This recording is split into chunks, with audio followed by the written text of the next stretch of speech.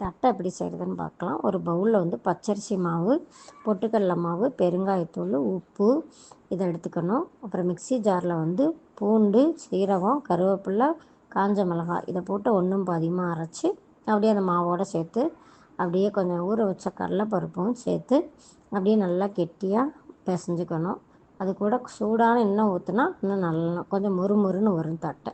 இது நம்மளுக்கு தேவையான ஷேப்பில் குட்டி குட்டியாக உருண்டையாக உருட்டி ஃபஸ்ட்டு நம்ம எடுத்து வச்சுக்கிட்டு, அதுக்கப்புறம் ஒரு சின்ன தட்டில் கொஞ்சோண்டு எண்ணெய் விட்டு அதை அப்படியே நல்லா அந்த உருண்டைகளை எடுத்து அப்படியே தேவையான ஷேப்பில் அப்படியே திக்காக இருக்கக்கூடாது, கொஞ்சம் தின்னாக இருக்கணும். தின்னாக இருந்தால் தான் நம்ம வந்து எண்ணெயில் போட்டு பொரிச்செடுக்கிறப்ப நல்லா மொறுமொறுன்னு வரும்.